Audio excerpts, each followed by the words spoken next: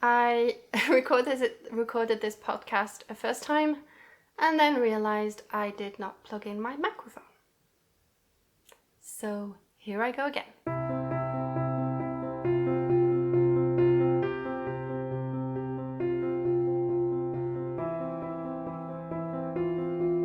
Hi, if you're new here, my name is Catherine.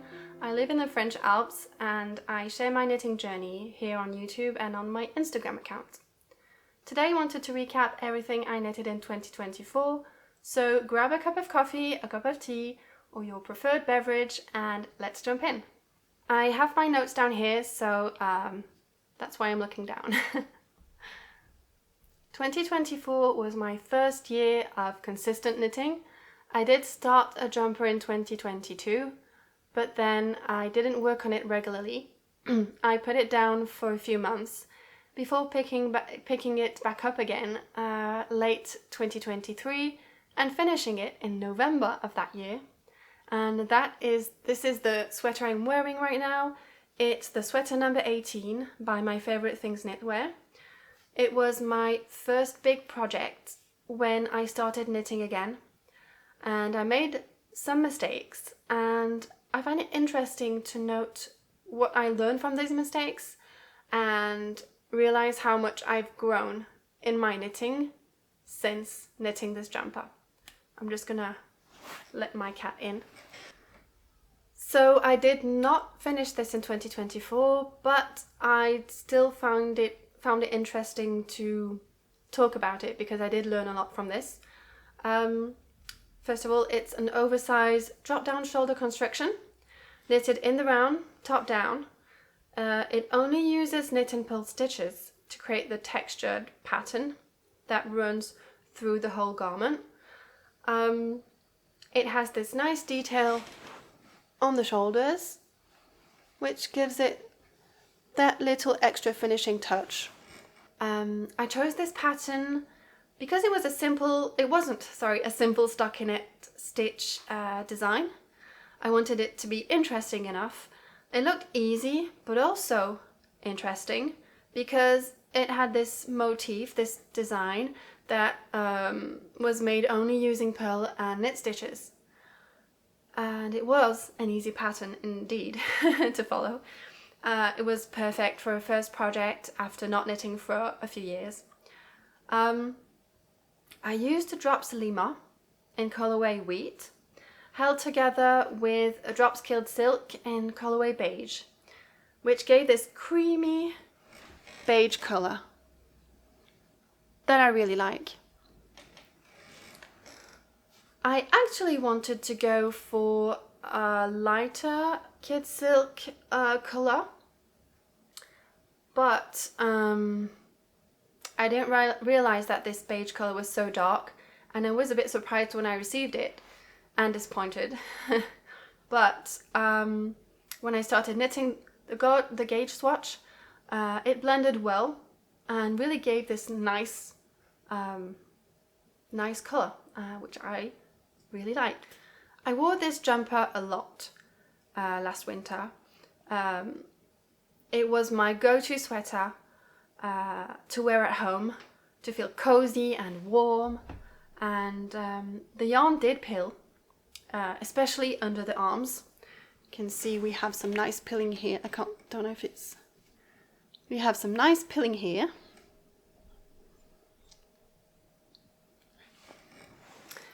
I can't remember if I de-pilled this jumper actually.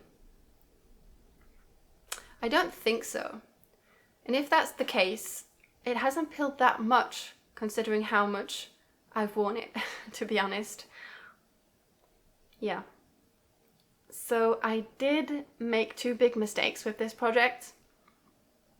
First of all, I did do a good gauge swatch, but if I remember right, it was off, and I ended up going up a needle size, and I decided to knit the size S, which is the second size proposed in the pattern, but I should have knit the first size, which is XS. At the time, I didn't really understand the measurements and the incidence of the gauge swatch and the needle size, on the finished garment and how it would affect the ease and all. And so I ended up with a sweater which is way too big for me. You can see that there's a huge amount of ease. I mean, that's my waist. I have a waist of about 80-ish something, bust, sorry, of 80-ish something. And there's all of this extra space. And you can really see it on the sleeves where you can fit 2 arms in there, really. And the sleeves are so long that I have to fold the ribbing so my hand is free. Because if I don't, they're just way too long. But I love it anyway. The second mistake was something I didn't realize I was doing at the time. If you look at the bottom of the sweater, you can see that the rows are slightly slanted. They're leaning towards one side. It doesn't appear on the top. At the top of the jumper, the rows are really aligned. And this is knit flat, whereas the bottom is knit in the round. At first, I thought it was because I was knitting differently flat than in the round. And because when you're knitting flat, you're alternating between knit rows and purl rows to make stockinette stitch. But when you're knitting in round, you're only knitting knit stitches to knit stockinette stitch. And I didn't really look into it more than that at this point. But after the project I finished after knitting this jumper, I realized that I was twisting all of my knit stitches, and that's why my rows were slanted in the round. You can, when you look at a knit stitch, you have the 2 legs at the bottom that touch each other, and then they make this V shape. Normally, when your knit stitches are correctly knitted, it makes this shape. But my knit stitches were like this. You could see that the legs were crossed. You can see it maybe up close. You can see that the legs are slightly crossed, twisted. So what I understood was that when I was knitting flat, the purl rows were compensating for the twisted knit stitches, therefore realigning the rows. But when I was knitting in the round, I didn't have those purl rounds to compensate the twisting. So there was no realignment, and then the rows were just slanted. Honestly, I don't mind. Sorry, I think the lighting's going a bit dark outside. Honestly, I don't mind the twisted rows anymore. It did bug me at first, especially because when I finished this garment, I finally finished this big project, and just to realize that my rows were all slanted, and it wasn't completely right. Something was wrong. But yeah, I'm still very happy with it. I've worn it a lot. It's very warm, it's very cozy and chunky, and I like it. So this project was a learning curve for me. I did learn a lot. I learned the importance of gauge swatching and the impact it has on the final size of the garment, and also on the size you choose to knit your garment in. And I also learned, after this one, but was linked to this, I learned that to knit my stitches correctly, and also recognize when a stitch is twisted or not on your needles. So let's move on to what I finished in 2024. In 2024, I finished 2 child jumpers, 1 adult size jumper, an adult size cardigan, 2 pairs of mittens, 2 scarves, and a Christmas ornament. I did not realize I accomplished so much this year, and I feel very proud of myself because I'm not a very fast knitter. and I have spent some months not knitting at all, actually. And yeah, for the time I've spent knitting, I did accomplish a lot, so I'm very proud of myself. So after knitting myself this jumper, I wanted to knit something for my children, and made both of them Novice Sweater Junior by Petite Knit. You can't really see him there, but this is my son's jumper, and this is my daughter's jumper. I chose this pattern because it was simple.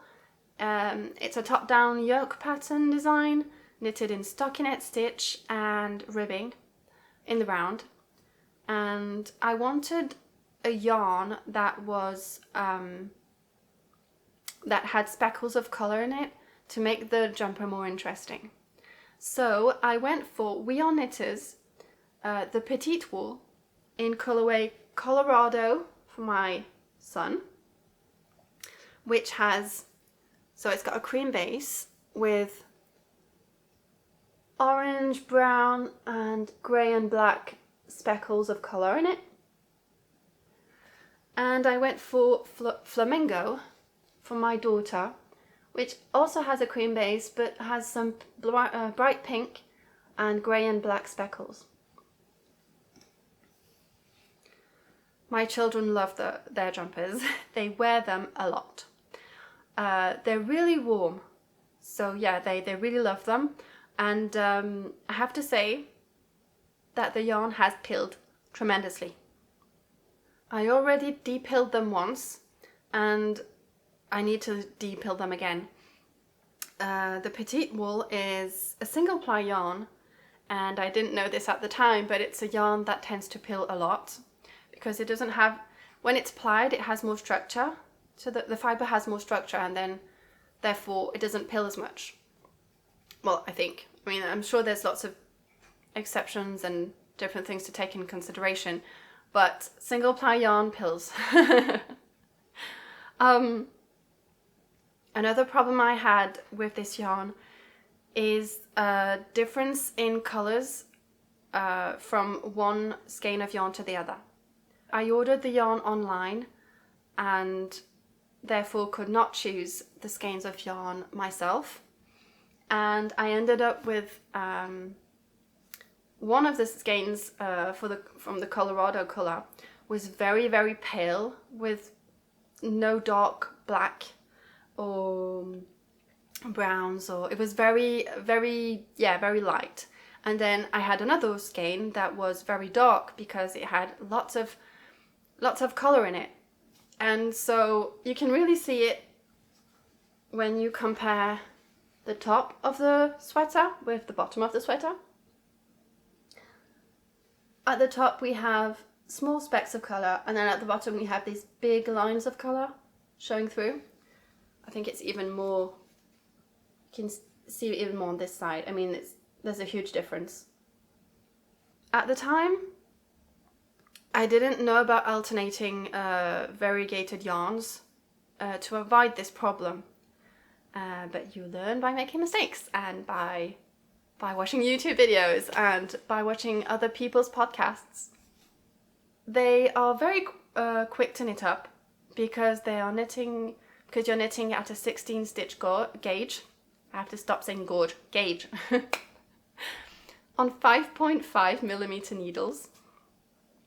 And I made size 2 to 3 years old for my son and 6 to 7 years old for my daughter. You can see that for my son's jumper, the rows are slanted, just like my sweater number 18. I tried to block it out as much as I could, but it's still slanted. But if you look on my daughter's jumper, the rows are nicely aligned and the stitches make this nice V shape. That's because when I finished my son's jumper, I looked into the problem a bit more and I understood what the problem was, and I learnt how to knit correctly my knit stitches. I had them wrong all along. I don't know what happened. But yeah, you learn by making mistakes.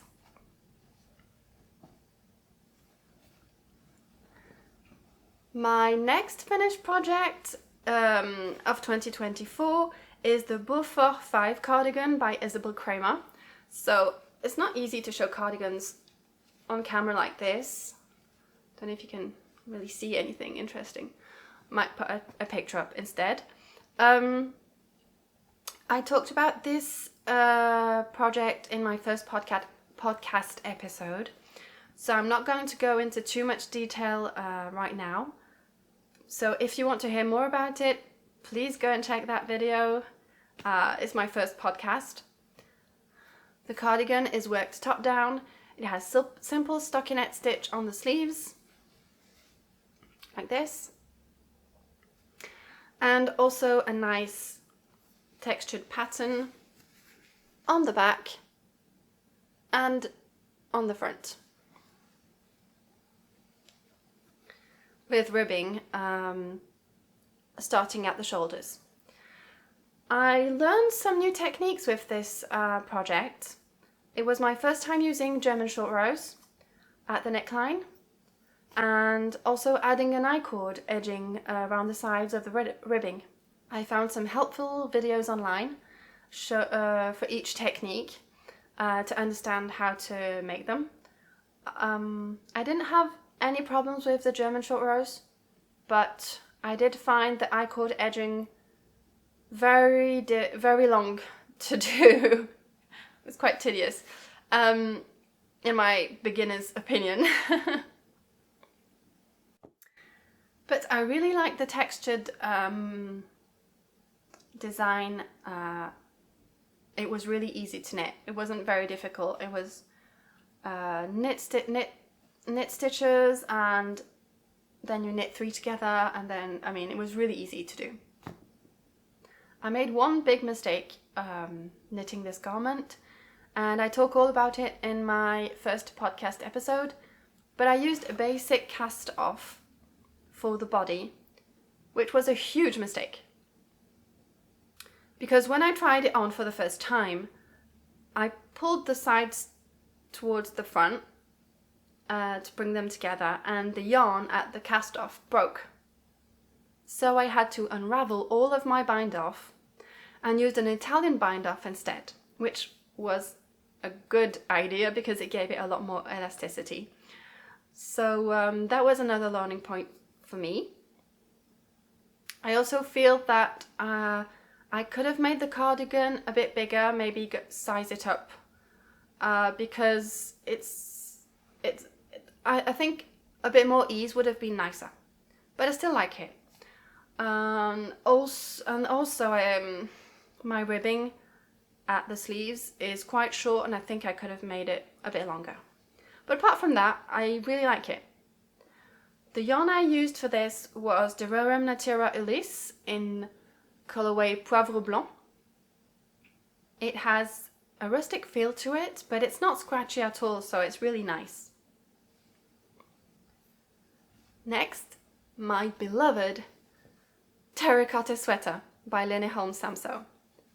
This is my most favorite knitted garment to this date.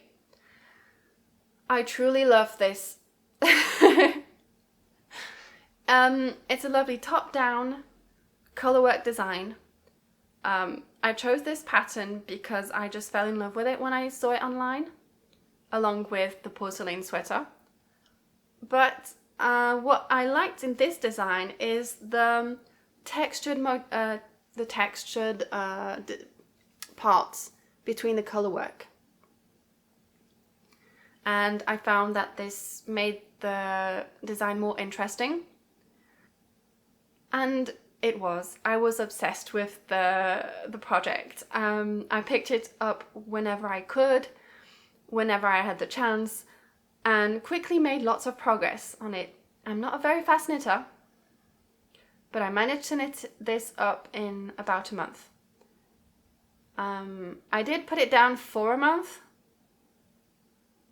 because I just didn't have time to knit, and it was a difficult period. but if you take that out, I knitted it for about a month's time of knitting, if you know what I mean. It was my first time using a proper Italian bind-off, following the pattern's instructions, and realized how perfect this bind-off is. It's gorgeous. It really makes the garment, and it's a really, like, a finished detail. It's just perfect. I didn't make any mistakes in this project. The only thing I could note is that my color work in some areas, the tension is a little tight in some parts, especially on the sleeves, but it's not bad at all for my first color work project. And I mean, with the textured parts, it doesn't, you can't really see it that much, to be honest, when you wear it, so it's okay.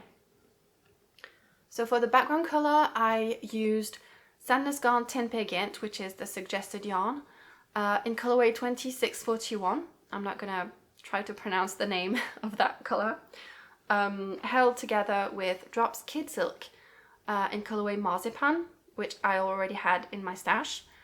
And I used Sandnes Garn Tin Pigment again in colorway 3535, held together with Sandnes Garn Tin Silk Mohair, which is the suggested lace yarn in the pattern, in the same colorway 3535 for the contrasting color.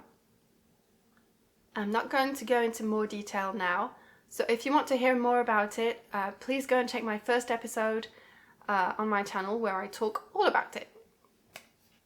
Then came the end of the year and the gift knitting period.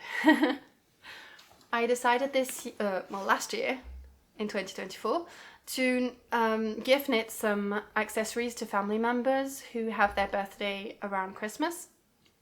The first gift knit I made was the penny gloves by Petite knit. I don't have them with me because I already gifted them, but I did take some photos and a little video I posted on Instagram. I found this pattern really easy to follow, and I really like the design, especially the increases on the thumb. It was very neat. I didn't make the cuff as long as suggested in the pattern because I was afraid of running out of yarn, so only knitted 10 centimeters of cuff.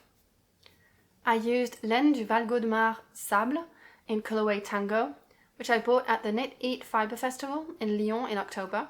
It was my first ever fiber festival, and I had a really great time. I discovered a whole new world of hand-dyed yarns, small businesses, amazing designs, and really nice people. And I splurged and bought a bunch of yarn and stitch markers. My bank account was not expecting that, but I had a really great time. And so I found this yarn, and it's a blend of French wool and French Angora, and in a beautiful rich red color. This yarn is very soft. It was a delight to use, and the person I gifted them to is really happy with them. I feel like my voice is slowly going away. I'm sorry. Anyway, I hope I'll make it to the end of the episode. So, then I made two other gift knits using the Kodama pattern by Nadia Crétin-Léchenne or NCL Knits. This is a small shawl with a lovely lace pattern. I have one with me. It has a lovely lace pattern on one side, then garter stitch on the other, and then I-cord edging all around. The first one I made, I do not have with me anymore because I already gifted it, but it was a lovely variegated pink yarn, knit using Aitana Villa Yarns Rosalind in colorway Brazil. For the second one, which is this one, I used Lubilune Marini in colorway Unique, which is a rich brown variegated yarn. I bought both yarns at the Knit Eat Festival, and they are both hand-dyed yarn. I had some difficulties understanding how to knit the first few rows of the scarf, but I found some videos on YouTube that helped me a lot. It was my first time using a provisional cast on, and the first time knitting an I-cord edging along with the rest of the design. On the Beaufort 5 cardigan, you knit the I-cord edging once the ribbing is done, once the body is done. But when you knit the scarf, you knit the I-cord edging at the same time as the rest. I did also have some trouble with the lace pattern, to be honest. When I realized I dropped a stitch or I made a mistake in the pattern, it wasn't easy to figure out how to fix it without unraveling everything.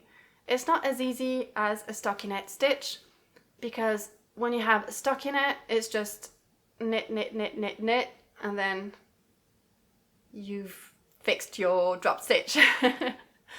But when you have a lace pattern design, you have to figure out if you have to knit or to purl or to yarn over or to knit together, or slip, slip, knit, whatever. You have to figure out where you're at in the pattern on every row, so it's not that easy. But I managed to figure it out every time, and yeah, and I'm very proud of myself for doing that. I did learn a lot from this pattern because of the lace pattern and the mistakes I made on it, so which is good, very good. The next project I finished in 2024 was a little Christmas ornament, a mini Christmas stocking ornament by Julie Williams, which is a free pattern on Ravelry if you're interested. I saw a lot of people knitting up ornaments and wanted to have a try myself, and made this little stocking, which I don't have with me because it's already packed away with all the other Christmas decorations. It was a fun little project. It's far from perfect, and I don't mind that. It wasn't supposed to be perfect. I just wanted to have fun. I did not do a great job with the loop used to attach the ornament to the tree, and I did a really bad job with seaming. You knit the sock flat from the leg to the toe, and then you sew everything together. The pattern includes 8 colorwork designs to choose from, which is nice. I chose the Snowflakes 2 design, which looks like a quilt design. What else? I didn't do a gauge swatch. I just jumped into the project because I just wanted to have fun, and it didn't really matter if it would end up slightly bigger or smaller than expected, because it was just an ornament to put on the tree, so I didn't mind. I used yarn I had in my stash, which was Sandnes Garn Duo in colorway Salsa for the red, and Sandnes Garn Tin Pear Gint in colorway 2641, which I had left over from my Terracotta Sweater. The yarns don't have the same weight, and you can see it if you look at the ornament up close, but I mean, it's not a big problem and it's just an ornament, so it's okay. My last finished object of 2024 is my Nora Mittens by Camilla Grady, aka Knitlit. I talked all about them in my last episode. They are colorwork mittens worked from the cuff up with a beautiful design. I used hand-dyed yarn that I bought at the Knit Eat festival. Trellis Yama in colorway Cardinal for the pink, and the Woolly Skein Single Lady in the colorway Beach for the cream. Single Lady is a single ply yarn, so it is fluffy on the cream parts. And after wearing them a few times, it is starting to pill a bit. But that's my fault for using a single ply. In my last podcast episode, I explained that I have some small tension problems in the colorwork. but I think that might block out. I haven't blocked them yet, to be honest. I will get round to it, but I just haven't yet. I'm just wearing them as is. I mentioned that I tested a little Colourwork swatch just to check for bleeding, because that was I was really afraid that the pink would bleed into the cream because it's hand-dyed yarn. I used cold water with some white vinegar and it did not bleed. So normally, fingers crossed, it should block nicely. I will just pop in a colour catcher just in case when I block them, which I will get round to. That was everything I knit in 2024. I have plans and a wish list for 2025, and I will talk all about them in an upcoming video. But for now, thank you for watching, and I'll see you in the next one. Happy knitting!